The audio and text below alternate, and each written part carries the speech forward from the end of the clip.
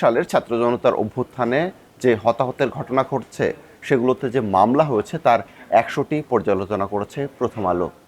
এবং অনুসন্ধানে দেখা গেছে প্রত্যেকটি মামলাতেই কোনো না কোনো অসঙ্গতি রয়েছে। কী সে অসঙ্গতি, এ নিয়েই আজকের সংবাদ বিশ্লেষণ রয়েছি। আমি আব্দুল্লাহ হুসাইন, আর আমার সঙ্গে যোগ দিচ্ছেন সহকর্মী মাহমুদুল হাসান। স্বাগত আপনাকে সংবাদ বিশ্লেষণে। আজ প্রথম পাতায় প্রথম আলোর ছাপা পত্রিকায় একটি আপনার অনুসন্ধানী প্রতিবেদন প্রকাশিত হচ্ছে, যেটির শিরোনাম দখল, দ্বন্দ্ব ও চাঁদাবাজির জন্য ইচ্ছে মতো আসামি। একটু যদি বলতেন যে অনুসন্ধানে কি পাওয়া গেল এবং কি অসঙ্গতি আপনার অনুসন্ধানে বেরিয়ে এসেছে।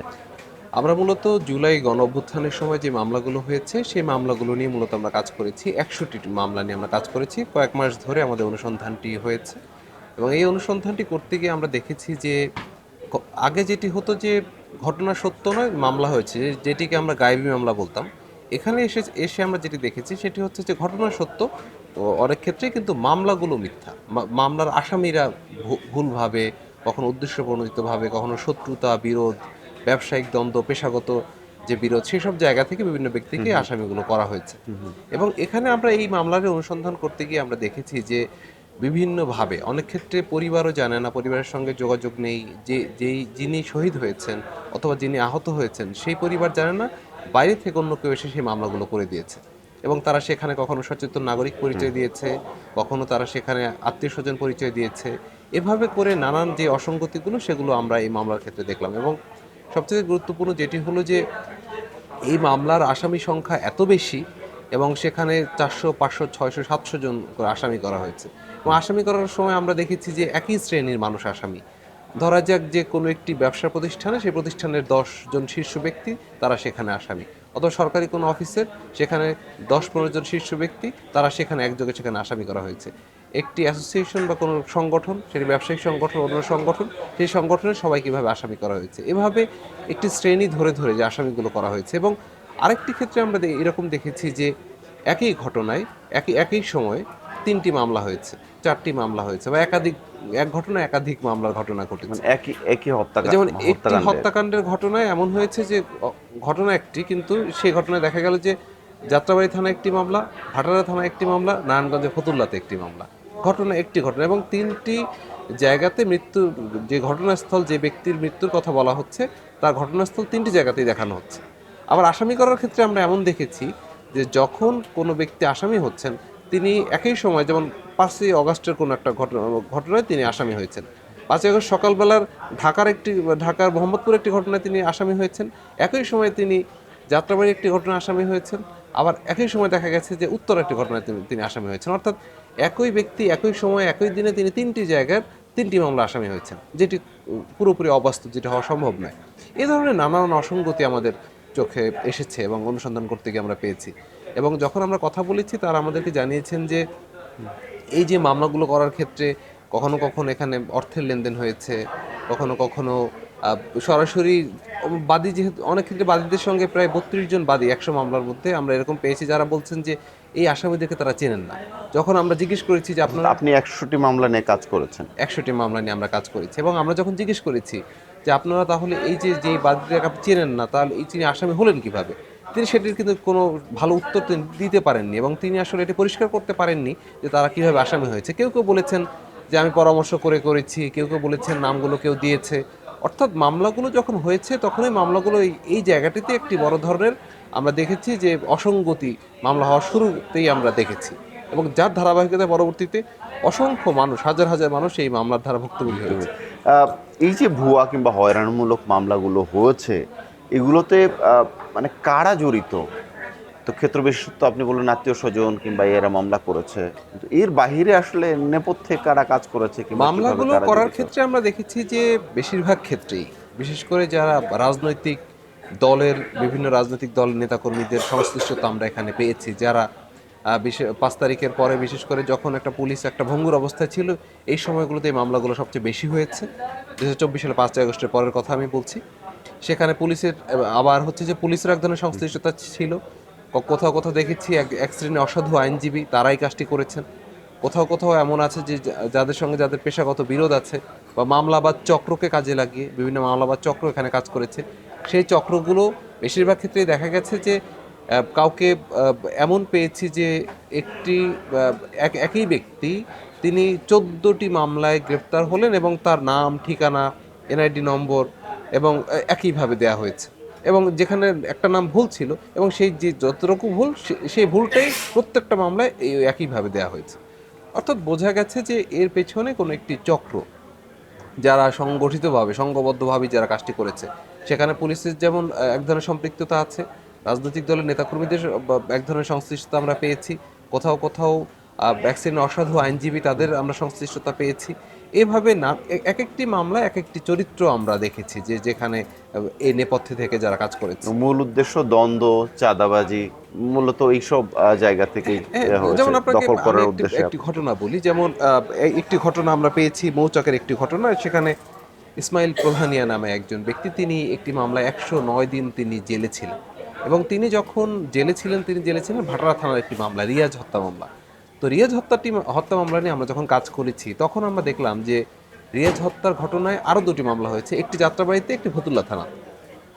এই মামলা যখন আমরা সবগুলোতেই প্রধানিয়ার নাম আছে। না না, একটি ঘটনায় মামলা হয়েছে 3টি, মানে ঘটনা রিয়াজ হত্যার মামলা হয়েছে 3টি। তিনটি।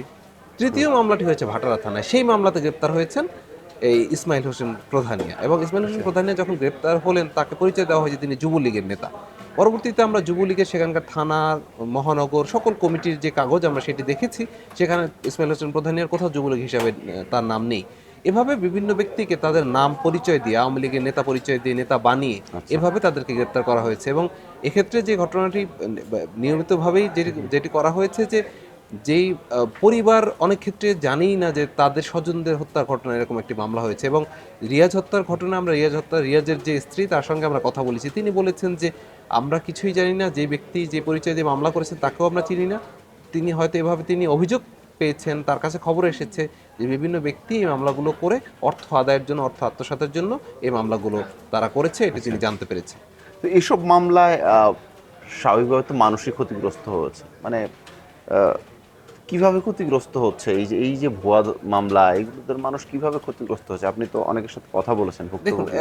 মামলার ক্ষেত্রে মানুষের সাফারিংসের আসলে কোনো মানুষ যে কতভাবে মানুষ ভুক্তভোগী হচ্ছে তার কোনো শেষ নেই সেটি বললে। যেমন এমন হয়েছে যে মামলার অনেক ধরনের সাফারিংস আছে। একটা হলো যে মামলা হওয়ার পরেই একটা মামলা কয়েকটি ধাপে বাণিজ্য হয়েছে। প্রথমটি হলো যে আমরা এমন পেয়েছি যে মামলা করার আগেই এজাহারের একটি খসড়া কপি কারোর হোয়াটসঅ্যাপে পাঠিয়ে দেওয়া হয়েছে যে আপনার নামে কিন্তু মামলা হবে, আপনি আমাদের সঙ্গে যোগাযোগ করেন, নইলে কিন্তু আপনার নামে মামলা হবে।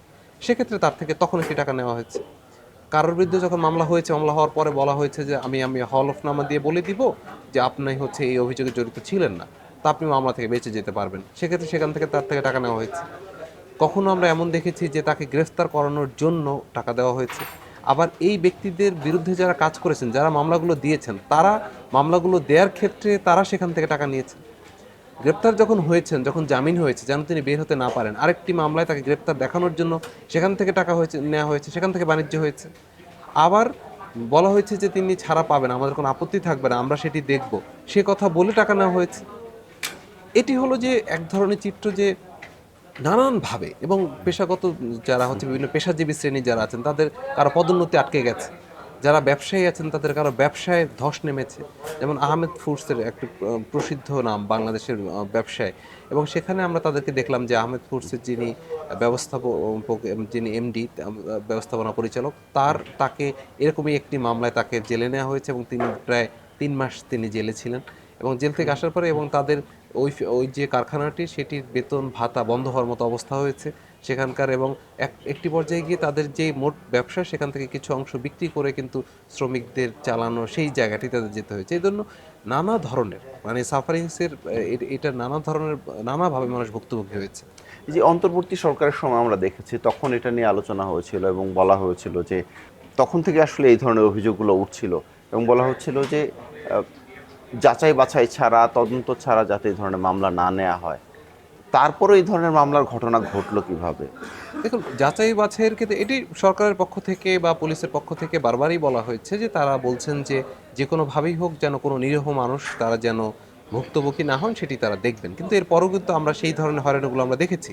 এবং অন্তর্বর্তী সরকারের সময় ফৌজদারি কার্যবিধি সংশোধন করে নতুন একটি ধারা যুক্ত করা হয় অন 73, মানে 173-এর ক ধারা, সেখানে বলা হয়েছে যে যদি কোনো ব্যক্তি প্রাথমিক তদন্তে পাওয়া যায়, নিশ্চিত হওয়া যায় যে তিনি এই অপরাধের সঙ্গে সংশ্লিষ্ট ছিলেন না, সেক্ষেত্রে পুলিশের যে অভিযোগপত্র বা চূড়ান্ত প্রতিবেদন, যেটি পুলিশ প্রতিবেদন যেটি আদালতে দেওয়া হবে, তার আগেই কিন্তু সেই যে ব্যক্তি তাকে কিন্তু সেই মামলা থেকে নিস্তার দেওয়ার সুযোগ তো করা হয়েছে অন্তর্বর্তী প্রতিবেদন দেওয়ার মাধ্যমে। কিন্তু আমরা এখানে এসে দেখেছি যে বেশিরভাগ ক্ষেত্রেই সেই অন্তর্বর্তী প্রতিবেদনের জায়গাটি সেটি কিন্তু সেভাবে করা হয়নি, বা এই অন্তর্বর্তী প্রতিবেদন ঘিরেও নানা ধরনের বাণিজ্য হয়েছে। এবং অন্তর্বর্তী প্রতিবেদন দেওয়ার তো হ্যাঁ, পরবর্তী সময় আমরা দেখলাম যে সেই সংখ্যাটি বাড়ছে, অন্তর্বর্তী প্রতিবেদন দিয়ে অনেকেই সেখানে রেহাই পাচ্ছেন, কিন্তু অন্তর্বর্তী প্রতিবেদন ঘিরেও কিন্তু এক ধরনের বাণিজ্য এবং হয়রানির ঘটনা ঘটেছে। ফলে যেটি হয়েছে যে পুরো মামলার যে ব্যবস্থাপনা, মামলা ঘিরেই কিন্তু এই ধরনের অসঙ্গতি, মানুষের হয়রানি, সেই সাফারিং, সেগুলো আমরা ছিল। এবং সরকার সদিচ্ছার কথা বললেও কিন্তু এই ঘটনাগুলো থামেনি। এবং বর্তমান সরকার, নতুন সরকার যখন ক্ষমতায় আসলো, তখনও কিন্তু আমরা দেখলাম যে এই ধরনের ঘটনা কিন্তু এখনও পুরোপুরি থামেনি এবং এখনও সেটি অব্যাহত রয়েছে। আচ্ছা, শেষ প্রশ্ন আমি আপনাকে করতে চাই। এই যে আপনি তো নিশ্চয়ই পুলিশের সঙ্গে কথা বলেছেন, এই যে যাদের বিরুদ্ধে মামলা ইতিমধ্যে হয়ে গেছে, মানে এগুলোর কি ব্যবস্থা হবে এবং কি ব্যবস্থা নেবে এবং সামনে যাতে এই ধরনের ঘটনা না ঘটে? দেখুন, মামলার ব্যবস্থা নেওয়ার ক্ষেত্রে এখন দুটি জায়গা খুব জরুরি। সেটি হলো, আমরা বিশেষজ্ঞদের সঙ্গে কথা হয়েছে, সরকারের গুরুত্বপূর্ণ ব্যক্তিদের সঙ্গে আমার কথা হয়েছে, এবং অনুসন্ধান চলাকালে পুলিশের যারা নেতৃত্বে ছিলেন এবং এখন যারা আছেন তাদের সঙ্গে আমাদের কথা হয়েছে। তো মূল জায়গাটি হলো যে যারা ভুক্তভোগী, যাদের ব্যাপারে নিশ্চিত হওয়া গেছে যে তারা ঘটনার সঙ্গে জড়িত না, তিনি ঘটনার সময় অন্য একটি জায়গায় ছিলেন, তিনি দেশের বাইরে ছিলেন, হ্যাঁ, কারণ অনেক মৃত ব্যক্তিকেও আসামি করা হয়েছে, এমন ঘটনা আমরা হয়েছে। তো তাহলে এই খুব সুস্পষ্টভাবেই এটি বোঝা যায়, এটি পরিষ্কার যে এই মামলাগুলোর পেছনে অন্য কোনো উদ্দেশ্য ছিল।